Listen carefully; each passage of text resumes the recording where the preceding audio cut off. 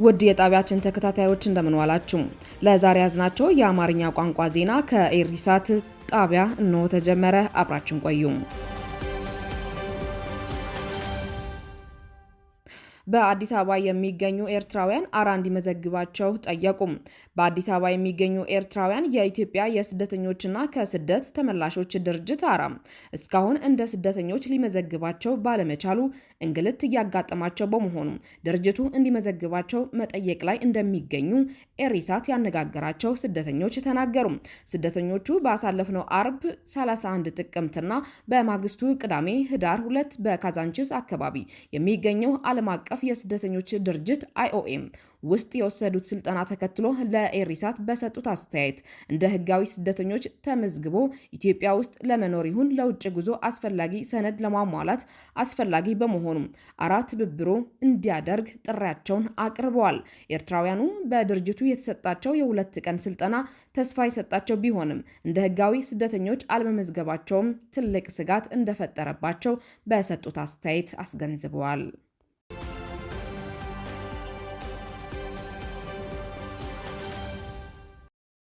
እስራኤል የኤርትራን ስርዓት ደጋፊ አባረረች። ይህ እርምጃም በአይነቱ የመጀመሪያ ነው ተብሏል። የእስራኤል ባለስልጣናት የኤርትራ አምባገነኑ ድርጅት ደጋፊ እንደሆነ የተለየ አንድ ኤርትራዊ ዜጋ ከሀገሪቱ ማባረራቸው ተዘገበ። የሀገሪቱ መገናኛ ብዙሃን እርምጃው በሀገሪቱ የኢሚግሬሽን አፈጻጸም ፖሊሲ በአይነቱ የመጀመሪያ እንደሆነ ዘግቧል። የኔት ኒውስ እንደዘገበው ኤርትራዊው ግለሰብ እንደ አውሮፓውያን አቆጣጠር በ2011 በህገወጥ መንገድ ወደ እስራኤል ገብቶ በሀገሪቱ ይኖር እንደነበር ገልጸዋል። ግለሰቡ ፖሊስ ትልቅ ስለት ከእጁ ላይ በማግኘቱና ቤተሰቡን በማስፈራራት ወንጀል ተጠርጥሮ በሚያዝያ 2025 በቁጥጥር ስር መዋሉ ተገልጸዋል። በእስር ላይ ያለ ባለስልጣናት የኤርትራ መንግስት ደጋፊ መሆኑን መወሰን ችለዋል። በዚህም በወቅቱ ለእስራኤል የሀገር ውስጥ ጉዳይ ሚኒስተር ቀርቦም ሚኒስተሩም በእስራኤል የኢሚግሬሽን ህግ መሰረት ከሀገር እንዲወጣ ፍቃድ ሰጥቶታል። በትናንትናው ዕለት ከጠዋቱ 9 ሰዓት አካባቢ የህዝብና ኢሚግሬሽን ባለስልጣን ከውጭ ዜጎች አስተዳደር ጋር በመተባበር የግለሰቡን የማባረር ሂደት አከናውነዋል። ይህ እርምጃ በግልጽ የአገዛዝ ደጋፊ እንደሆነ የተለየ ኤርትራዊ ዜጋን እስራኤል ከሀገር ስታስወጣም ለመጀመሪያ ጊዜ መሆኑን ተገልጸዋል። ግለሰቡ ከእስራኤል ወደ አዲስ አበባና ካምፓላ ከበረረ በኋላ ወደ ኤርትራ ዋና ከተማ አስመራ መድረሱን ተዘግበዋል። በእስራኤል የተወሰደው እርምጃ ተከትሎም የስርዓቱ ደጋፊዎች ትልቅ ስጋትና ፍራቻ ሲገባቸው፣ በአንጻሩም የስርዓቱ ተቃዋሚዎች ውሳኔው ትክክል በመሆኑ በመግለጽ የእስራኤል መንግስት እርምጃውን እንዲቀጥልበት በማሳሰብ እንደሚገኙ በማህበራዊ መገናኛ አውታሮች እየተሰጠ የሚገኝ አስተያየት ያመላክታል።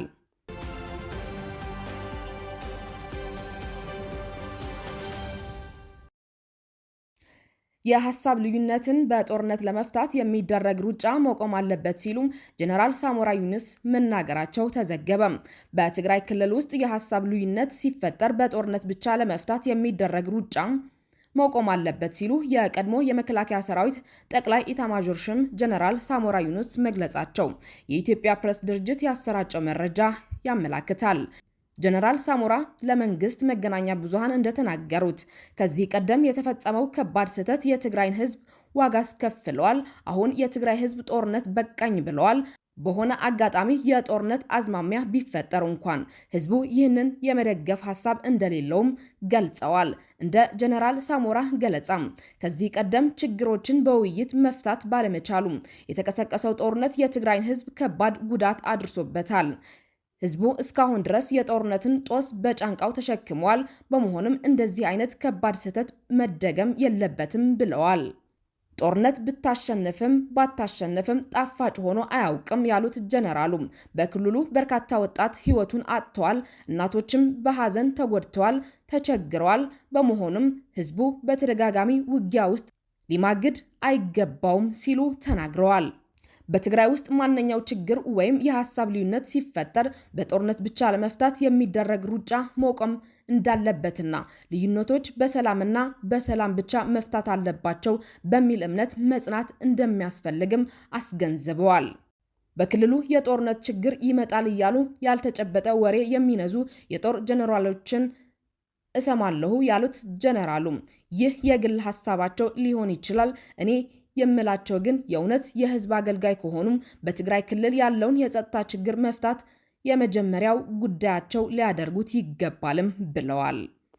ጀነራል ሳሞራ ዩኑስ በትግራይ ጦርነት ከብልጽግና መንግስት ጎን በመቆም በወሰዱት እርምጃ ህወሓቶችና ደጋፊዎቻቸው ጥርስ ውስጥ እንዳስገቧቸው ይታወቃል።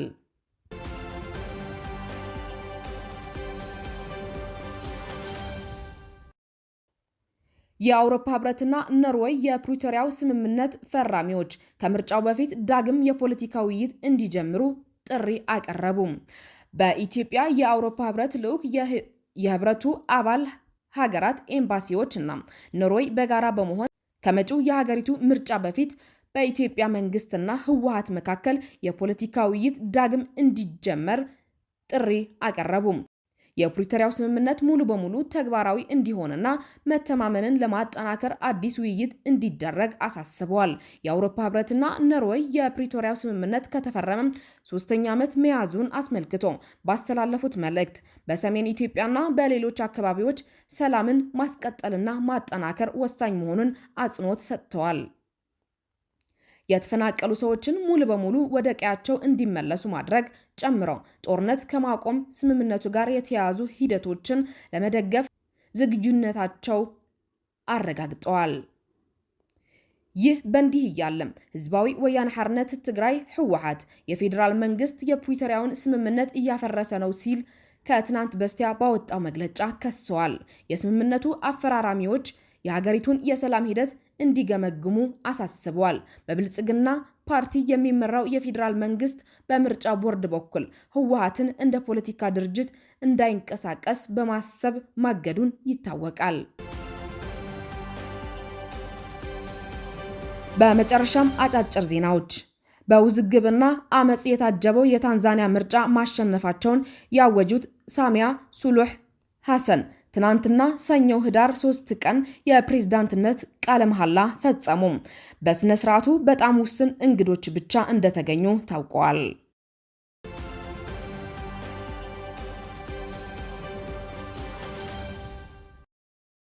የጀርመን ፕሬዝዳንት ፍራንክ ቫልተር ሽታይን ማየር በጋና የ3 ቀናት ጉብኝት ማድረግ አክራ ገብተዋል። ሽታይን ማየር በርካታ የንግድ ማህበረሰብ አባላት በልዑካን ቡድን ማካተታቸውንም ታውቋል። ሁለቱም ሀገሮች ዘርፈ ብዙ ትብብሮች ቢኖራቸው ጀርመን ቱርክ በአውሮፓ ህብረት አባል እንዳትሆን መቃወሟን የሚታወስ ነው።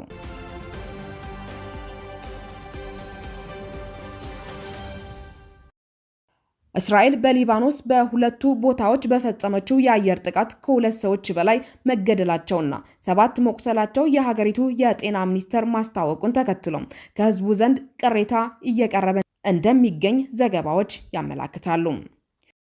የእስራኤል ጦር በበኩሉ በደቡብ ሊባኖስ በፈጸመው ጥቃት አንድ የሂዝቡላህ ወታደራዊ አዛዥ መገደሉን አስታውቋል።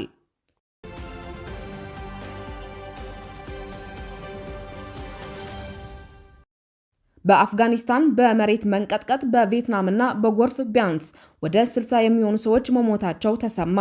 በሀገሪቱ ማዕከላዊ ቦታ በ1964 ከደረሰው ጎርፍ የባሰ መሆኑን መረጃዎች ያሳያሉ። ጉዳቱ ባይገለጽም በሩሲያም 6.1 ሬክታር የተመዘገበበት የመሬት መንቀጥቀጥ ተሰምተዋል።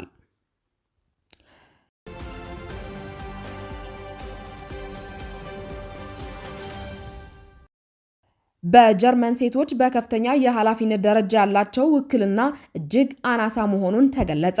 የጀርመን የስታቲስቲክስ መስሪያ ቤት ትናንት ሰኞ ህዳር 3 ይፋ ያደረገው ጥናት እንዳመላከተው እንደ ጎርጎሮሳውያኑ አቆጣጠር ባለፈው 2024 በጀርመን ካሉ ከፍተኛ የኃላፊነት ደረጃዎች የሴቶች ተሳትፎ 29.1 በመቶ ብቻ ነው ተብሏል። ከኢርሳት ጣቢያ የአማርኛ ዜናዎቻችን እስካሁን የተከታተላችሁት ነበር። ከቀሪ ፕሮግራማችን መልካም ጊዜ